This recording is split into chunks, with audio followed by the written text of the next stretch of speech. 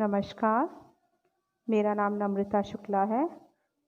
आपकी कक्षा 3 विषय हिंदी व्याकरण। आपकी बुक का नाम है आनंदिका हिंदी व्याकरण तथा रचना। आज जो आप पढ़ेंगे उसका नाम है भाषा और व्याकरण, पाठ 1। इसको इंग्लिश में बोलते हैं लैंग्वेज एंड ग्रामर। भाषा भाषा वह साधन है जिसके द्वारा मनुष्य अपने भावों तथा विचारों को बोलकर तथा लिखकर दूसरों तक पहुंचाता है तथा दूसरों के विचारों को समझता है। भाषा शब्द भाष धातु से बना है जिसका अर्थ है बोलना। इस प्रकार जिस साधन के द्वारा हम अपने मन के विचारों दूसरों तक पहुंचाते हैं वह भाषा कहलाती है। विचार किसे कहते हैं? जो हमारे मन में बातें उठती हैं, है ना, उसे विचार कहते हैं। जब वह हम दूसरों तक पहुंचाते हैं तो वो माध्यम क्या कहलाता है? भाषा कहलाता है ना। हम अपनी भाषा के द्वारा अपने मन में उठने वाले विचारों को दूसरों तक पहुंचाते हैं और वह जो हमारे विचारों को सुनते हैं वह उसे अच्छी तरह से सुनकर समझते हैं, है ना। भाषा का दूसरा माध्यम लिखित भी होता है। हम अपने मन में उठने वाले विचारों को लिखकर भी दूसरों तक पहुंचा सकते हैं। इस प्रकार जिस साधन के द्वारा हम अपने मन के विचार दूसरों तक पहुंचाते हैं वह भाषा कहलाती है। वह साधन जिसके द्वारा मनुष्य अपने विचार व्यक्त करता है अथवा दूसरों के विचारों को समझता है, यह भाषा कहलाती है। भाषा के रूप। भाषा के 2 रूप हैं। नंबर 1 मौखिक भाषा और नंबर 2 लिखित भाषा। पहले हम मौखिक भाषा के बारे में समझेंगे। मौखिक भाषा, मौखिक यानी कथित भाषा। जब हम बोलकर अपनी बात कहते हैं तो वह भाषा का मौखिक रूप कहलाता है। मौखिक को दूसरा व्यक्ति सुनकर समझता है। नानी बच्चों को कहानी सुनाती हैं। 2 दोस्त टेलीफोन पर बात कर रहे हैं। यह किसका उदाहरण हुआ? यह मौखिक भाषा का उदाहरण हुआ। एक बार फिर से देखेंगे। वह साधन जिसके द्वारा मनुष्य अपने विचार व्यक्त करता है अथवा दूसरे के विचारों को समझता है, यह भाषा कहलाती है। भाषा के 2 रूप हैं। नंबर 1 मौखिक भाषा, नंबर 2 लिखित भाषा। नंबर 1 मौखिक या कथित भाषा के बारे में हम जानेंगे। जब हम बोलकर अपनी बात कहते हैं तो वह भाषा का मौखिक रूप कहलाता है। मौखिक को दूसरा व्यक्ति सुनकर समझता है। नानी बच्चों को कहानी सुनाती है। 2 दोस्त टेलीफोन पर बात कर रहे हैं। यह भाषा का मौखिक रूप हुआ।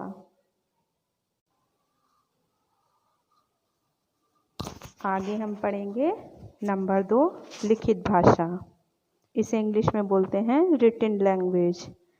जब हम अपने विचारों को लिखकर प्रकट करते हैं तो वह भाषा का लिखित रूप कहलाता है, जैसा कि हमने अभी आपको पहले भी बताया था। अध्यापक बच्चों को कक्षा में श्याम पट पर लिखकर कुछ समझा रहे हैं। तो लिखकर समझा रहे हैं तो ये भाषा का कौन सा उदाहरण हो गया? लिखित भाषा का, है ना। लिखित भाषा का उदाहरण हो गया। इसके अलावा हमारे घर जो न्यूज़पेपर आता है वह भी लिखित भाषा का ही एक उदाहरण है। या हम अपने रिलेटिव्स को, अपने रिश्तेदारों को जो लेटर भेजते हैं, पत्र भेजते हैं, वह भी हमारे लिए लिखित भाषा का एक उदाहरण है। आगे पढ़ेंगे। हमारे दैनिक जीवन में लिखित भाषा का विशेष महत्व है। इस भाषा के माध्यम से हम अपने विचारों को लिखित रूप में लिखकर लंबे समय तक रख सकते हैं। कुछ बातें ऐसी भी होती हैं ना जो हम भूल जाते हैं। अगर इन्हीं बातों को हम अपनी डायरी में नोट कर लेंगे, लिख लेंगे और समय आने पर जब भी हमें इसकी ज़रूरत होगी तो हम उस लिखे हुए अपने पूरे मैटर को देख सकते हैं। तो यह भी हमारे लिए लिखित भाषा का ही एक उदाहरण होगा, जिससे हम अपने विचारों को लंबे समय तक लिखकर अपने पास रख सकते हैं। हमारे देश में हिंदी, अंग्रेजी, पंजाबी, उर्दू, मराठी, गुजराती, तमिल, बंगला, मलयालम, तेलुगु, संस्कृत आदि विभिन्न भाषाएं बोली जाती हैं। हमारा देश बहुत बड़ा है जिसमें अनेक भाषाओं का प्रयोग होता है। सभी लोग रहते हैं, हर धर्म के, हर जाति के, तो वह अपनी भाषाएं भी उनकी अलग अलग होती हैं। ठीक है, आगे पढ़ेंगे लिपि, स्क्रिप्ट, इसे इंग्लिश में बोलते हैं स्क्रिप्ट। लिपि, संसार में अनेक भाषाएं बोली जाती हैं, जैसे हिंदी, अंग्रेजी, चीनी, रूसी आदि। हमारे देश में भी अनेक भाषाओं का प्रयोग होता है, जैसे हिंदी, गुजराती, मराठी, बांग्ला, पंजाबी, तमिल आदि। संस्कृत संसार की सबसे पुरानी भाषा है। कहते हैं जो हमारे देवी देवता हैं वह जब आपस में पहले बात करते थे तो संस्कृत में ही बात करते थे। अब तो सीरियल वगैरह में उनका हिंदी रूप देखने को मिलता है हमें, लेकिन वह भाषा जिनका वह प्रयोग करते थे वह संस्कृत भाषा ही है। देववाणी जिसे बोला गया है, संस्कृत हमारी देववाणी है। हिंदी भाषा संस्कृत भाषा से ही बनी है। मुँह से बोली गई ध्वनियों को लिखकर पकड़ करने के कुछ चिन्ह निश्चित किए गए हैं। इन चिन्हों को ही लिपि कहते हैं। क्या कहते हैं? लिपि कहते हैं। सभी भाषाओं को लिखने के लिए विभिन्न लिपियों की रचना की गई है। प्रत्येक भाषा की अपनी एक निश्चित लिपि होती है, जैसे हिंदी व संस्कृत की लिपि है देवनागरी, पंजाबी की गुरुमुखी, अंग्रेजी की रोमन, उर्दू की फारसी। ठीक है, आगे हम पढ़ेंगे व्याकरण।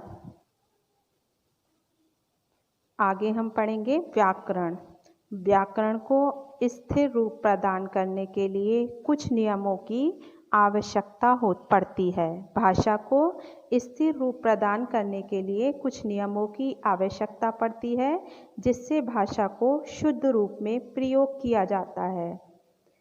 बोलने या लिखने में भाषा का शुद्ध होना अति आवश्यक है।